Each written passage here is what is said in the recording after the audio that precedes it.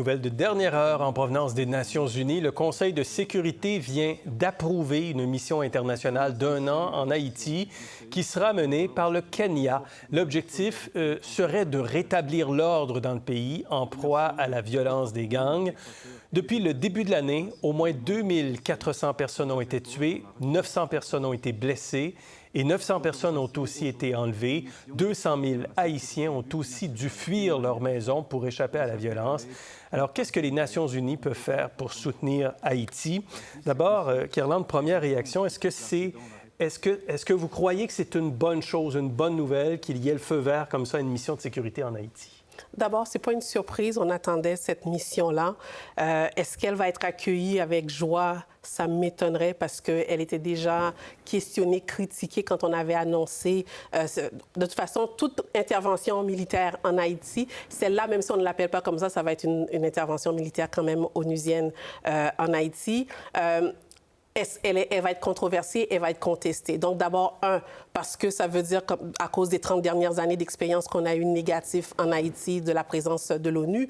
2, le nouveau joueur, c'est l'aspect surprenant, c'est que ce soit le Kenya qui va piloter cette mission-là. Et ça génère beaucoup d'inquiétudes pour les Haïtiens en Haïti. De la première chose, parce que, on n'a pas de relation, les Haïtiens n'ont pas de relation avec le Kenya. Il n'y a pas de présence kenyenne en Haïti, même si les Haïtiens sont des descendants africains. On parle plutôt de la côte ouest. Donc, il n'y a pas de représentation haïtienne au Kenya. Il n'y a jamais eu de représentation kenyenne en Haïti. Il n'y a aucune relation diplomatique entre les deux pays. Donc, il n'y a pas de culture partagée non plus. La langue n'est pas on ne parle pas les mêmes langues, pardon. Et ce qui inquiète davantage aussi, c'est le fait que actuellement, au Kenya même, il y a des difficultés. La police kenyenne et l'armée kenyenne sont poursuivis pour des crimes contre l'humanité à l'intérieur même du pays. Donc, les gens s'inquiètent dans une situation comme celle d'Haïti d'avoir un joueur, un leader qui n'a pas encore su gérer sa propre maison. Donc, c'est le sentiment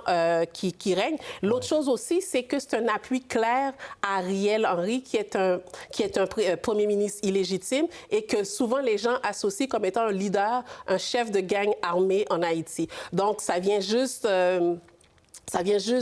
Puis, l'autre chose que j'aimerais ajouter, par rapport au Canada, c'est une occasion ratée parce que le Canada était venu, il se présentait comme le leader, on va trouver une solution puis on va accompagner les Haïtiens. C'est pas une solution qu'appuie le Canada aujourd'hui?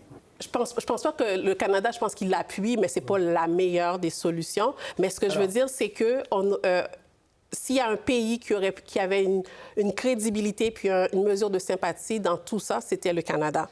La mission aujourd'hui, donc, c'est 1 an. C'est une force internationale de soutien à la police haïtienne qui est vraiment dépassée par les violences des gangs présentement.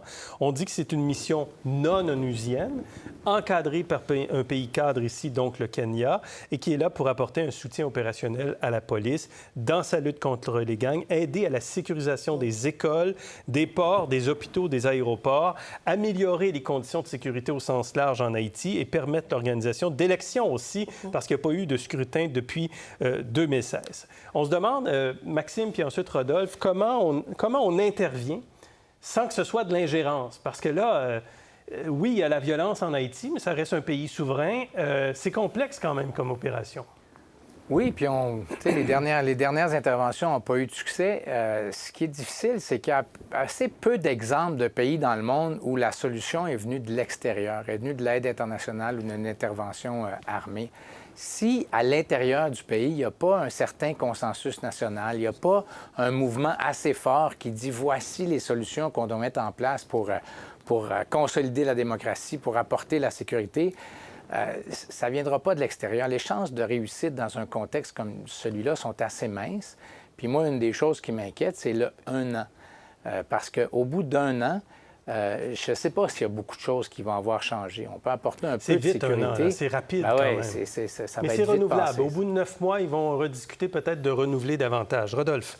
Non, écoutez, c'est une décision très difficile. Il n'y a pas de bon côté. J'aimerais pas être au ministère des Affaires étrangères en ce moment concernant ce dossier parce qu'il n'y a pas de bonne solution.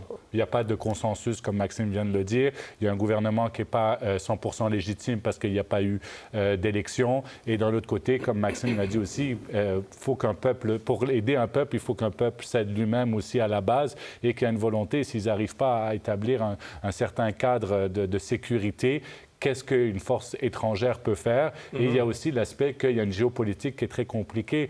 Imaginons que c'était le Canada ou un autre pays, peut-être que la Russie ou la Chine auraient été contre. C'est peut-être pour ça qu'ils ont pris le Kenya, qui est une autre partie qui n'est pas alignée, parce qu'on sait que maintenant, il y a une géopolitique très compliquée concernant les pays du BRIC, par exemple, et versus l'Occident et le G7. Donc, c'est peut-être pour ça que le nom du Kenya, on sait que le Canada, les États-Unis avaient demandé au Canada de faire des efforts, mais peut-être aussi que ça aurait bloqué par rapport à d'autres pays si c'était le Canada. La Chine qui sont membres permanents du Conseil de sécurité, qui ont un droit de veto des Nations Unies. L'ex-ambassadeur du Canada en Haïti, Gilles Rivard, nous disait que ce qui est important, c'est le processus électoral. On l'écoute. Ce qui est très important, c'est de relancer un processus électoral qui est au point mort depuis 27 mois, soit depuis l'assassinat du président Moïse. Alors, il n'y a rien qui donne à croire que la situation va s'améliorer, à moins que cette force puisse débarquer. Et encore là, il y a beaucoup de points d'interrogation sur la capacité de cette force, sur le financement dont elle fera l'objet, et qui se joindra et qui appuiera ça. C'est important qu'on relance un processus d'élection là, en Haïti? Bien, définitivement, c'est important, mais en même temps, je veux juste répondre au fait qu'il y a eu et il y a un consensus en Haïti. La société civile s'est rencontrée et ils ont fait une démarche de concertation qui n'est simplement pas appuyée par la communauté internationale. Donc, ça, c'est de un.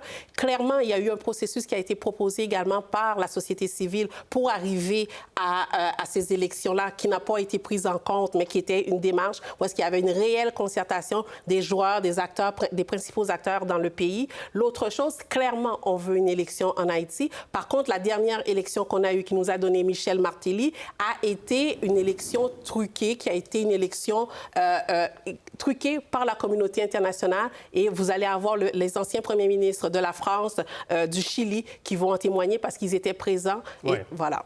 Alors, justement, faisons le rappel. De 2006 à 2011, le président, c'était René Préval. C'est lui qui était là au moment du tremblement de terre le 12 janvier 2010. Martelly, 2011 à 2016, comme président du pays. 2016-2017, Joslerme Privert. 2017 à 2021, Jovenel Moïse, qui a été assassiné le 7 juillet 2021. Et c'est Ariel Henry, maintenant, qui dirige le pays depuis ce temps-là. Donc, voilà pour ce développement. Premier ministre important. Et non président. Bon, Premier ministre. Premier ministre et non président. Vous le savez. Merci, Carlande, particulièrement Carlande sur ce sujet-là, parce que vous avez été volubile. Merci, Rodolphe. Merci. Pour voir nos émissions en entier, rendez-vous sur la chaîne ICI RDI.